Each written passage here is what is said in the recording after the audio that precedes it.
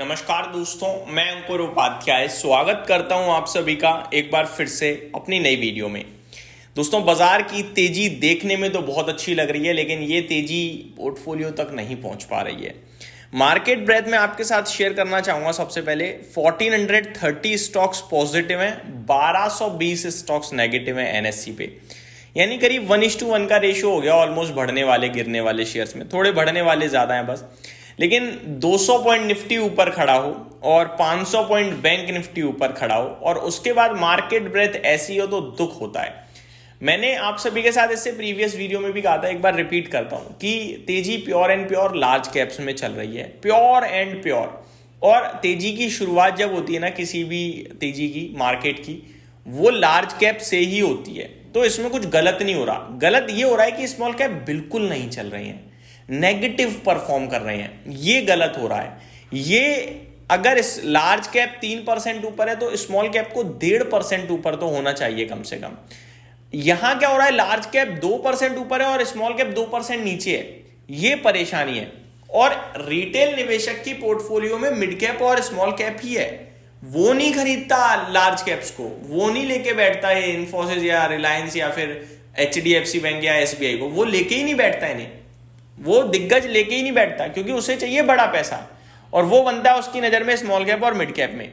इन companies में तो आपकी पोर्टफोलियो सेफ रहती है।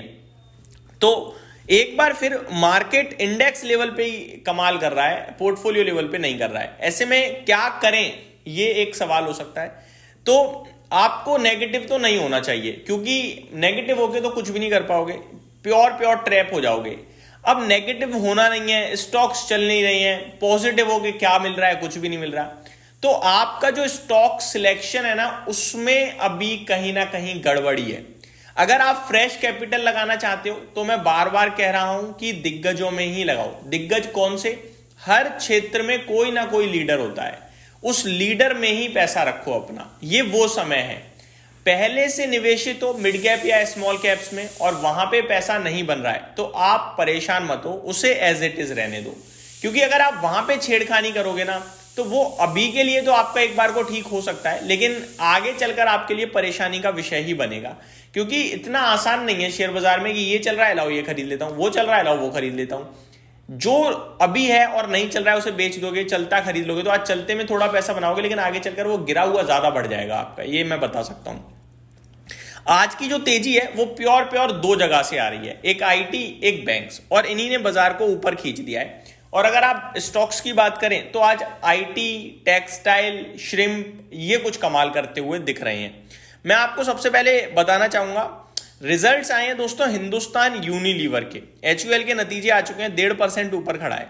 नंबर्स की बात करें तो एक्सपेक्टेशन से बेटर नंबर ही आप कह सकते हो आते हुए दिखे हैं, नेगेटिव तो नहीं है। और अभी एक और FMCG कंपनी के नतीजे आने, वो है कॉलगेट, रिजल्ट से पहले 1.25% ऊपर खड़ा है। ऑलरेडी बहुत टूटा हुआ स्टॉक है। मैं ज्यादा नंबर्स में तो खैर नेगेटिव का ही अनुमान है कि नंबर्स थोड़े वीक रह सकते हैं, लेकिन कहीं ना कहीं आप ये कह सकते हो कि वीक रहने के बाद भी शेयर कितना टूटेगा यार, ऑलरेडी टूटा ही हुआ है, तो अभी नेगेटिव होकर फायदा नहीं है। अगर करंट सिचुएशन में आप पूछो क्या चल रहा है, तो बैंक्स चल रही हैं, प्राइवेट सेक्टर की लीडर्स और सरकारी की भी लीडर्स, सरकारी तो खैर ज्यादातर सारी ही चल रही हैं। ऑटो चल रहे हैं, आपके लिए अच्छा कर रहे हैं। आपके लिए इस समय मेटल्स भी अच्छा कर रहे हैं। तो ये 2-3 क्षेत्र हैं जो मोमेंटम में है। बाकी आईटी तो आज ऊपर है, कल नीचे भी हो जाता है, आजकल ऐसा है। बट आईटी कॉन्ट्रा है, क्योंकि वो बिल्कुल भी बेचने वाला है ही नहीं इस समय। इस वैल्यूएशन पे क्या करोगे आप बेचकर, जब डाउन साइड ही लिमिटेड है, अप साइड अनलिमिटेड है, तो फिर लॉन्ग रह के ज्यादा फायदा रहेगा। अगर मैं सेक्टर स्पेसिफिक बात करूं तो कोई सेक्टर ऐसा नहीं है जो लाल निशान में हो, सब में तेजी है, बट पोर्टफोलियो फिर भी नीचे, क्योंकि ब्रॉडर मार्केट नहीं चल रहा है, चल रहा है केवल दिग्गज। अगर आप बात करें निफ्टी की, तो निफ्टी के 50 में से 36 स्टॉक्स पॉजिटिव हैं। 36 में सबसे ज्यादा आज Infosys, HCL take, TCS, axis bank कमाल कर रहे हैं। नेगेटिव है eternal, Bharti Airtel, Eicher motor, doctor Reddy, जो कि कोई खास बड़ी गिरावट नहीं दिखा रहे, हल्की हल्की गिरावट दिखा रहे हैं। मैं आप सभी के साथ दोस्तों कुछ स्टॉक्स डिस्कस करना चाहूंगा। रिजल्ट्स आए थे ईपैक्ट प्रीफैब के, जहां मैंने आपसे कहा था बहुत ही कमाल के नंबर्स दिख रहे हैं। शेयर में करीब 17-18% की तेजी आते हुए दिख रही है। तो बेहतरीन रिजल्ट्स और बेहतरीन एक्शन भी देखने को मिल रहा है हम सभी को। बात करूं दोस्तों आगे कुछ और स्टॉक्स के बारे में, खबरों के बारे में, तो TTML के भी रिजल्ट्स आते हुए दिख रहे हैं जस्ट अभी अभी। और नंबर्स की बात करें तो घाटे से घाटे में ही है कंपनी, बस घाटा हल्का सा कम होता हुआ दिख रहा है, लेकिन रेवेन्यू घट गया है तो मजा नहीं आया नंबर्स में। स्टॉक 1.5% नीचे खड़ा है अभी। हिंदुस्तान यूनिलीवर 2% ऊपर खड़ा है रिजल्ट्स के बाद। बाकी अगर आप देखें तो जो रिसेंट डेज में नंबर्स आए हैं उसमें आपके लिए JNK बैंक ½ % ऊपर है, IDFC फर्स्ट बैंक में 3.5% की तेजी है। RBL बैंक हालांकि लास्ट डे बहुत अच्छा भागा है, अभी 1.5-2% नीचे दिख रहा है।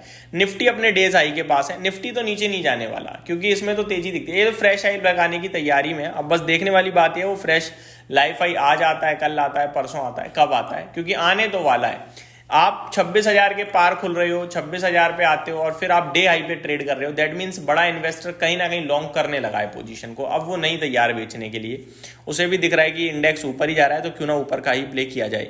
जिस हिसाब से बाजार चल रहा है मेरे को लगता है लार्ज कैप के साथ स्मॉल कैप और मिड कैप में भी ये तेजी ट्रांसफर होगी, जल्दी ही होगी। तो हिम्मत ना आ रहे, पेशेंस के साथ बने रहे अपने स्टॉक्स के साथ। यही समाप्त करता हूं इस वीडियो को। Thank you so much for watching this video. Have a great day guys.